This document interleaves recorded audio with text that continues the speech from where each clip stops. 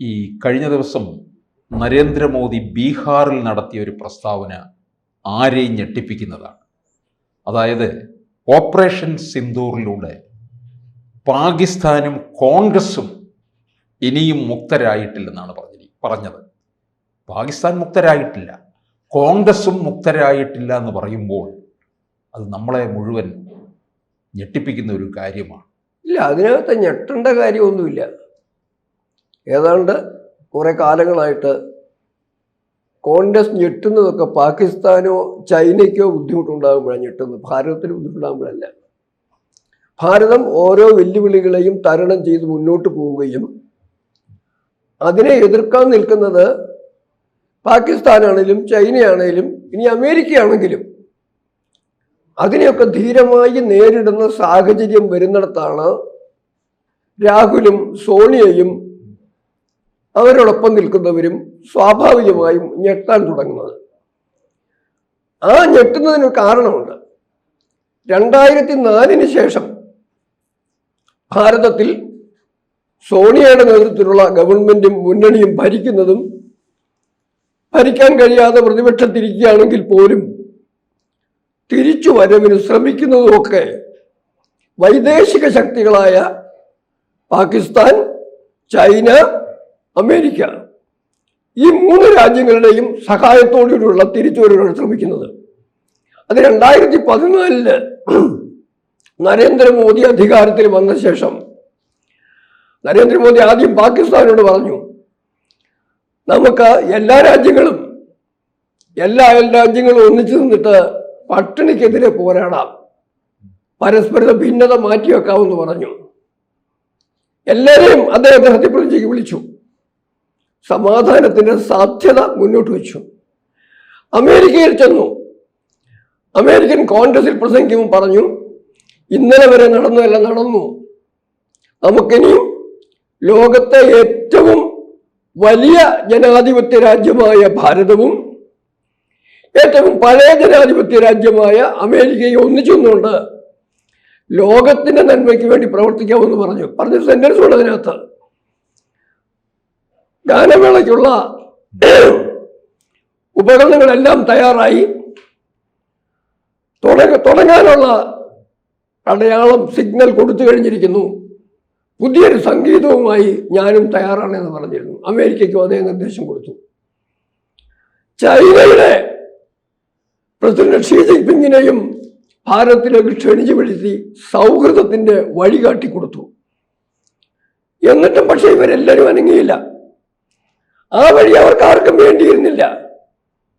അമേരിക്കയിൽ ബോധപൂർവം അന്ന് ഭരിച്ചുകൊണ്ടിരുന്ന ഡൊണാൾഡ് ട്രംപിനെയും പിന്നീട് അധികാരത്തിൽ വരാൻ കാത്തിരുന്ന ഹിലാരി ക്ലിന്റനെയും ഒക്കെ പരാജയപ്പെടുത്തിക്കൊണ്ട് ഡൊണാൾഡ് ട്രംപ് വരും എന്നൊരു സാഹചര്യം ഉണ്ടായപ്പം അതിനെ അനുകൂലിച്ചതും ഒരു തന്ത്രപരമായ നീക്കമായിരുന്നു. ട്രംപ് ഒന്നും ഭാരതത്തിന്റെ കൂടെ നിൽക്കുമെന്ന് പ്രതീക്ഷിച്ചിട്ടൊന്നുമല്ല. അങ്ങനെയെങ്കിലും അമേരിക്കൻ പ്രസിഡന്റിനെയും ഭരണകൂടത്തെയും പാകിസ്ഥാനിൽ നിന്നും മാറ്റി, ചൈനയിൽ നിന്നും മാറ്റി ഭാരതത്തോട് അടുപ്പിക്കുക എന്നൊരു ശ്രമമായിരുന്നു.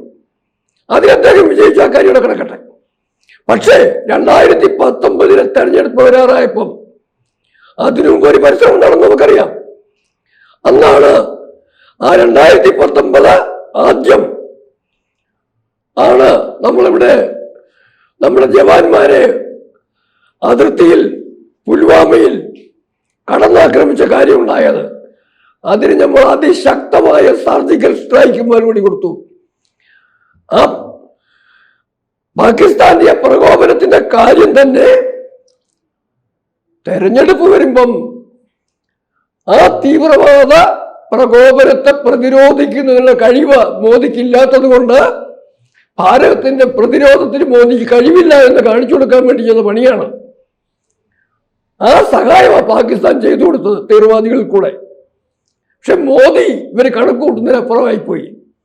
സർജിക്കൽ സ്ട്രൈക്ക് ചെയ്ത് ഭാരതത്തിന് ശക്തി കാണിച്ചു കൊടുത്ത് പാകിസ്ഥാനെ അടിച്ചൊതുക്കി. സ്വാഭാവികമായിട്ടും പാകിസ്ഥാൻ സഹായിക്കാൻ നിന്ന് ആരെയാ? ഞാൻ ആദ്യം പറഞ്ഞല്ലോ, രാഹുലിനെയും കോൺഗ്രസിനെയും അവരോടൊപ്പം നിൽക്കുന്ന രാഷ്ട്രീയക്കാരെയും. ഇപ്പോഴും സംഭവിച്ചത് തന്നെയാണ്. ഭൂരിപക്ഷം ഒറ്റയ്ക്ക് ഭൂരിപക്ഷമില്ലാതെ 240 നരേന്ദ്രമോദിയുടെ സർക്കാർ അല്പം ബലഹീനമാണെന്ന് തോന്നിയൊരു സാഹചര്യത്തില് പകൽഗാമില് ഉടുതുണി അഴിച്ചു മാറ്റി നോക്കി, ചോദിച്ച് മനസ്സിലാക്കി, ഹിന്ദുവാണെന്ന് ഉറപ്പുവരുത്തി. കൂടെ ഒരു ക്രിസ്ത്യാനിയും ഉണ്ടായിരുന്നു. അവരെ പലസ്തീൻ എന്ന് പറഞ്ഞ് അവരെയും എണ്ണി. അങ്ങനെ മുസ്ലിം അല്ലാത്തവരെല്ലാവരെയും അത്രയും പേരെ പകൽഗാമി കൊന്നു കഴിഞ്ഞപ്പോൾ ലക്ഷ്യം നരേന്ദ്രമോദിയുടെ ഭാരതത്തിന് നട്ടല്ലില്ലെന്നും നരേന്ദ്രമോദിക്ക് അതിനെ പ്രതിരോധിക്കാനുള്ള കഴിവില്ലെന്നും വരുത്തിക്കൊണ്ട് രാഹുലിന്റെ തിരിച്ചുവരവിന്റെ രാഷ്ട്രീയത്തെ സഹായിക്കാൻ വേണ്ടിയാണ് പാകിസ്ഥാന് പരിശ്രമം നടത്തിയത്. അതുപോലെ തന്നെയാണ് ചൈന ലഡാക്കിൽ നടത്തിയതും. അതിനെല്ലാം ആ വക ചൈനയുടെയും പാകിസ്ഥാന്റെയും ആക്രമണങ്ങൾക്കെല്ലാം അതിനെ ഒന്നും പ്രതിരോധിക്കാൻ കഴിവില്ലാതെ വരുന്നത് കൊണ്ട്, അങ്ങനെ കാണിക്കാൻ കഴിഞ്ഞാൽ നരേന്ദ്രമോദിക്കെതിരെ ഭാരതത്തിനുള്ളിലുള്ള ഒരു രാഷ്ട്രീയ അട്ടിമറി സാധ്യത മുന്നിൽ കണ്ടുകൊണ്ടാണ് ചൈനയും പാകിസ്ഥാനും ഈ ജോലി ചെയ്തത്. പക്ഷെ അവർ പ്രതീക്ഷിച്ചതിനപ്പുറം രണ്ടിടങ്ങളിലും ചൈനയ്ക്കും പാകിസ്ഥാനും കൃത്യമായ മറുപടി കൊടുത്തു. ഓപ്പറേഷൻ സിന്ദൂർ എന്ന് പറഞ്ഞാല് കണക്ക് കൂട്ടി കാൽക്കുലേറ്റ് ചെയ്ത് കൃത്യമായിട്ട് എവിടെ മുറിഞ്ഞാൽ വേദനിക്കുമോ, എവിടെ തൊട്ടാൽ ചങ്ക് പിളരുമോ അവിടെ തൊട്ട് കൊടുത്തു. കൊടുത്തതിന് ഫലമായുണ്ടായ വേറെ സംഭവം, അത് അമേരിക്കയ്ക്കും ഭേദമായി. അമേരിക്കൻ ന്യൂക്ലിയർ ഇൻസ്റ്റലേഷൻസ്, അവരുടെ ന്യൂക്ലിയർ സാമഗ്രികൾ, വെപ്പൺസ് കരുതി വെച്ചിരുന്ന ഇടം, അവർ എക്സ്ക്ലൂസീവായിട്ട് കൺട്രോൾ ചെയ്തിരുന്ന ആണവായുധ കേന്ദ്രം, ചൈനയുടെ ആയുധങ്ങൾ, ചൈനയുടെ ആയുധ ശേഖരം, ചൈനയുടെ ആളുകൾ, പാകിസ്ഥാന്റെ ആളുകൾ, ഇവരെല്ലാം പോലും ഭാരതത്തിന്റെ ആ സംഹാര താണ്ഡവത്തിൽ, ഓപ്പറേഷൻ സിന്ദൂർ എന്ന സംഹാര താണ്ഡവത്തിൽ അവരെല്ലാവരും ബുദ്ധിമുട്ടിയപ്പം അവരെല്ലാവരും എത്രമാത്രം കിടുകിടാ വിറച്ചോ അതിൽ കൂടുതൽ രാഹുൽ ഗാന്ധിയും അദ്ദേഹത്തിന്റെ കൂട്ടുകക്ഷികളും ഭാരതത്തിൽ വിഷമിക്കാൻ തുടങ്ങി, സ്വാഭാവികമായിട്ടും. എന്നിട്ട് പറയുന്നപ്പോ എന്താണ്, ട്രംപിന്റെ മുമ്പിൽ സറണ്ടർ ചെയ്തു എന്ന്. അതിന് ഏറ്റവും നല്ല മറുപടി അടുത്ത കാലത്ത് മലേഷ്യയിൽ വെച്ചാണെന്ന് തോന്നുന്നു ട്രംപ് പറഞ്ഞിട്ടുണ്ട്. ഞാൻ ആദ്യം ട്രംപ് പറഞ്ഞത് തന്നെ മൊത്തം കള്ളം, എങ്കിലും അവസാനം പറഞ്ഞ കള്ളം ശ്രദ്ധിക്കുക. എന്താ പറഞ്ഞെന്നറിയുമോ? യുദ്ധം തുടങ്ങിയപ്പം ഞാൻ നരേന്ദ്രമോദിയെ വിളിച്ചു. നരേന്ദ്രമോദി പറഞ്ഞു, no, I will fight, I will continue to fight എന്ന് പറഞ്ഞു. ശരി, അങ്ങനെ വിളിയ ഉണ്ടായിട്ടില്ലെന്നാണ് നരേന്ദ്രമോദി പാർലമെന്റിൽ തന്നെ കൃത്യമായി പറഞ്ഞത്. ട്രംപ് എന്നുള്ള ഒരു ലോക നേതാവും എന്നെ വിളിച്ചിട്ടില്ല, സംസാരിച്ചിട്ടില്ല യുദ്ധം ഒഴിവാക്കാൻ എന്ന് കൃത്യമായി പറഞ്ഞതാണ്. അത് പോട്ടെ, ഇനിയും നമ്മൾ വാദത്തിന് വേണ്ടി ട്രംപ് പറയുന്നതിനെ മാത്രം എടുക്കുക. ട്രംപ് എന്താ പറഞ്ഞത്? ഞാൻ വിളിച്ചവിടെ അന്നേരം പറഞ്ഞു, ഐ വിൽ ഫൈറ്റ്. മോദി അച്ഛനെ പോലെ ഇരിക്കുന്ന ആളാണ്, ഫാദർ ലൈക്ക് പേഴ്സണാലിറ്റിയാണ്, സുന്ദരനാണ്, പക്ഷെ ടഫ് ഗൈ ടു നെഗോഷിയേറ്റ് എന്നാ പറഞ്ഞത്. എന്നിട്ട് പറഞ്ഞതാണ് മോദി ഇങ്ങനെ എന്നോട് പറഞ്ഞു, I will continue the fight എന്ന് പറഞ്ഞു എന്ന് പറയുന്നു. എന്നിട്ട് 2 ദിവസം കഴിഞ്ഞ് വിളിച്ചു പോലും യുദ്ധം നിർത്തിയെന്നും പറഞ്ഞു. നമ്മളൊന്ന് ആലോചിച്ച്, ഈ ഓപ്പറേഷൻ സിന്ദൂർ മൊത്തം എത്ര ദിവസം ഉണ്ടായിരുന്നു? മണിക്കൂറുകളല്ലേ നിന്നത്? മൊത്തം ഏതാണ്ട് 4 ദിവസങ്ങൾ. ഈ 2 ദിവസം കഴിഞ്ഞെന്ന് പറഞ്ഞപ്പോഴത്തേക്ക് ആ 2 ദിവസത്തിനുള്ളില് അമേരിക്കയുടെ ഉൾപ്പെടുന്ന ആ കിരോണ ഗിൽസും മറ്റേ എയർപോർട്ടും, അമേരിക്കയുടേതാണെന്ന് പറയുന്ന എയർപോർട്ടും, ആണവ കേന്ദ്രമാണെന്ന് പറയുന്ന അമേരിക്ക സ്റ്റേഷൻ ഉൾപ്പെടുന്ന സംഗതി എല്ലാം നശിപ്പിച്ച് കഴിഞ്ഞിട്ട്